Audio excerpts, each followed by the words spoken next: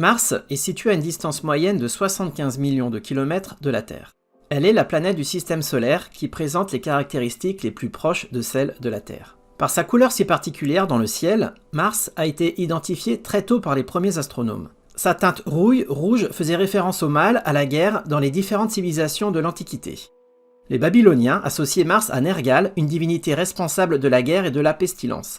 Les Grecs, inspirés par les Babyloniens, associèrent Mars à Arès, leur dieu de la guerre. Les Romains, à leur tour, copièrent les Grecs en la nommant Mars, dieu de la violence et des guerriers. La première observation de Mars au télescope fut réalisée en 1610 par Galilée. Mais les premiers télescopes d'une qualité suffisante pour observer la surface de Mars ne font leur apparition qu'à la fin du XVIIIe siècle. L'astronome William Herschel observe la planète vers 1780 à l'aide d'un instrument de sa propre conception.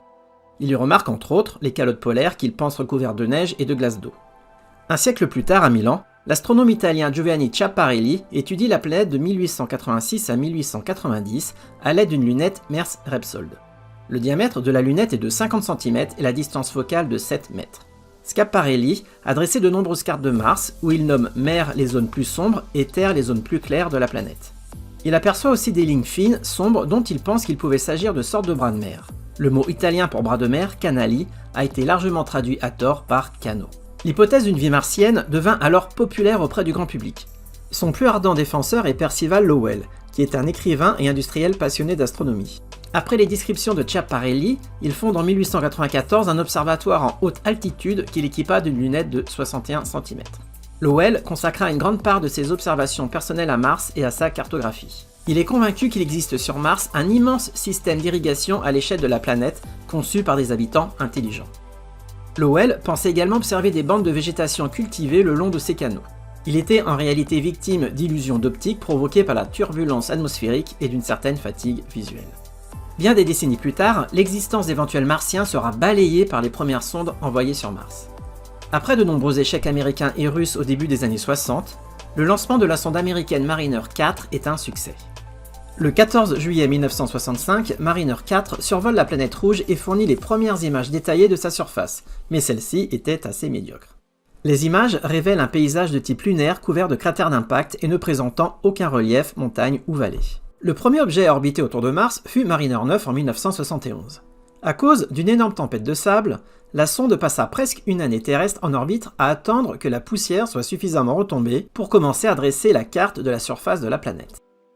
Les images de Mariner 9 montraient des volcans d'une hauteur démesurée, d'énormes ensembles de canyons et d'anciens chenaux de rivières, ce qui supposait l'existence d'eau dans un lointain passé. La même année, l'Union soviétique envoyait aussi 2 orbiteurs sur Mars, Mars 2 et Mars 3. Les 2 sondes étaient pourvues d'atterrisseurs et de petits véhicules robotisés pour explorer la surface, malheureusement sans succès. Mars 2 s'est écrasé sur le sol et Mars 3 est tombé en panne 20 secondes après son atterrissage. Mais ce sont les 2 premiers objets fabriqués par l'humain à s'être posés ou tombés sur la surface de Mars. En 1976, ce sont 2 engins américains, Viking 1 et Viking 2, qui parviendront à atterrir sans encombre et sans problème technique sur le sol martien. Cette mission sur Mars a été la plus complexe et la plus onéreuse à l'époque, mais elle a été un franc succès. Les orbiteurs ont pu photographier la planète avec une résolution inférieure à une centaine de mètres, révélant des réseaux d'anciennes vallées creusées par l'eau, de fines calottes polaires, et fournissant des précisions sur les jeunes montagnes volcaniques et canyons géants repérés par Mariner 9. Et l'information principale ressortie par les 2 sondes est que les conditions sur la surface de Mars sont hostiles pour les êtres humains. Après les missions de Viking et durant pratiquement 15 ans, Mars n'a pas connu d'exploration. Les Russes étaient plutôt occupés par le programme Salyut, multipliant les vols de longue durée autour de la Terre, et les Américains par le développement de leurs navettes spatiales. Au début des années 90, Mars redevenait une destination prisée. Et pourtant, ce fut des années difficiles. Sur 7 missions lancées, seules 2 connurent la réussite. La NASA lance en 1992 l'orbiteur Mars Observer. Malheureusement, les communications sont interrompues 3 jours seulement avant son arrivée. En 1997, 2 sondes ont été lancées. La première est l'orbiteur Mars Global Surveyor qui a fonctionné pendant près de 4 années martiennes, soit 9 années terrestres. La résolution des images prises était de l'ordre du mètre. Elles ont mis en évidence les détails des détroits, des ravins et des deltas formés par un écoulement continu d'eau liquide dans l'histoire primitive de Mars. La deuxième est Pathfinder qui transportait pour la première fois un rover du nom de Sojourner. Pathfinder et le rover ont obtenu des images et des données précieuses sur la chimie des sols du site d'atterrissage. Le rover Sojourner se déplaçait à la vitesse de 36 mètres à l'heure, Il ne s'est avancé que d'une centaine de mètres autour de l'atterrisseur durant la mission qui a duré 83 jours martiens. Mais cette mission a démontré la grande importance de la mobilité dans l'exploration spatiale. Le rover a été capable de photographier et d'analyser chimiquement une bien plus grande variété de roches et de sols que n'aurait pu le faire le seul atterrisseur. Avec le succès de la mission Pathfinder Sojourner, la NASA décidait d'envoyer les rovers jumeaux Spirit et Opportunity en 2003. Les deux robots ont atterri en 2004 sur des faces opposées de la planète. Conçus pour ne fonctionner que 90 jours et parcourir tout au plus 600 mètres, les deux rovers ont démontré une résistance exceptionnelle. Les liaisons avec Spirit cessent en 2009 et celle avec Opportunity en juin 2018, après avoir parcouru plus de 44 km. Les deux robots ont apporté la preuve tangible d'un passé habitable sur Mars. L'orbiteur Mars Reconnaissance Orbiter, MRO, a atteint Mars en 2006. Il se positionne en orbite basse.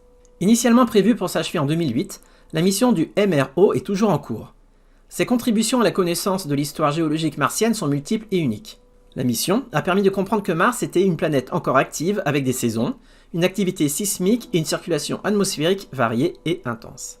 Le MRO a envoyé de magnifiques images et très détaillées de la surface de Mars. L'engin a imagé la quasi-totalité de la surface martienne en lumière visible et infrarouge à basse résolution. Outre les études du sol, la sonde est utilisée pour choisir les trajets les plus favorables aux rovers martiens, et également pour sélectionner les meilleures zones d'atterrissage pour les futures missions. La NASA décide de chercher à nouveau des traces de vie potentielles au moyen de nouveaux rovers. Ce fut le début de la mission Mars Science Laboratory. Alors je suis vraiment désolé pour ma prononciation en anglais. Cette mission est prévue pour atterrir dans le cratère de Gale, un site qui aurait abrité de l'eau liquide et des sources d'énergie, les deux éléments indispensables à la vie. Le rover conçu pour cette nouvelle mission se nomme Curiosity. Il s'est posé sur Mars le 6 août 2012. Il a une taille 3 fois plus grande que les rovers Spirit et Opportunity. Il mesure 3 mètres, soit la taille d'une petite voiture.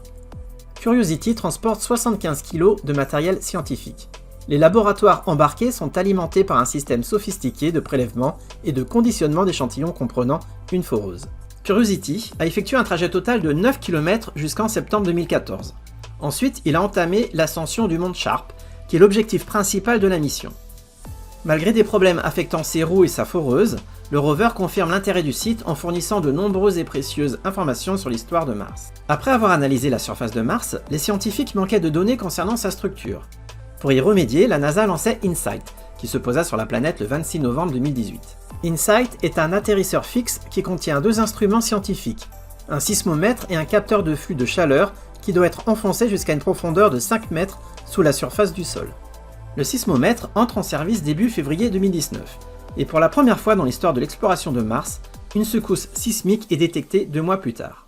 L'instrument de forage par contre a rencontré un problème lié à la nature du sol, et est resté bloqué à 3 cm de la surface. La NASA renonce finalement à le faire fonctionner en janvier 2021, mais la mission d'InSight doit malgré tout continuer jusqu'à fin 2021.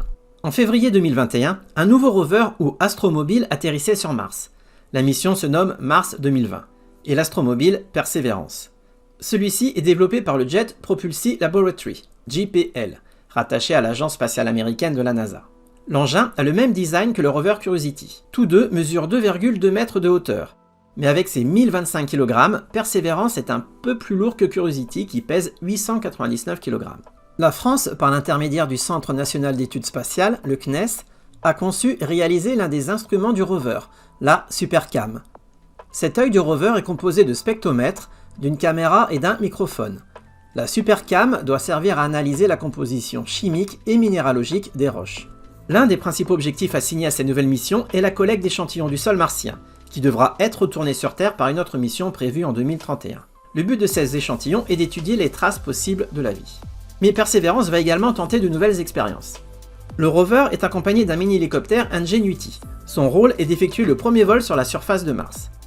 Ce vol est effectué avec succès le 19 avril 2021. Le 25 avril, au cours du troisième vol, Ingenuity effectue une boucle de 100 mètres à une altitude de 5 mètres. L'utilisation d'Ingenuity durera 30 sols. Sol, c'est le nom du jour martien, soit 31 jours terrestres. Le rover va tester aussi une méthode pour produire de l'oxygène à partir de l'atmosphère de Mars. Et la prouesse s'est produite le 20 avril. C'est une excellente nouvelle pour une future exploration de la planète rouge par des êtres humains. Selon les scientifiques, ce processus éviterait de transporter depuis la Terre de larges quantités d'oxygène indispensables à la propulsion d'une fusée pour le voyage de retour. La mission de Persévérance devait durer initialement 2 ans, mais grâce à une petite batterie nucléaire alimentée par du plutonium, l'engin devrait explorer Mars durant 14 années. En 2021, Mars va être visité par de nouvelles nations. Les Émirats Arabes Unis ont mis en orbite la sonde Mars Hope en février 2021, et la Chine fera atterrir un rover en mai ou juin 2021. En attendant, le premier pas de l'humanité sur Mars est l'installation d'une base, peut-être pour les années 2035-2040. J'espère que cette vidéo t'a plu et je te retrouve très bientôt dans une nouvelle vidéo.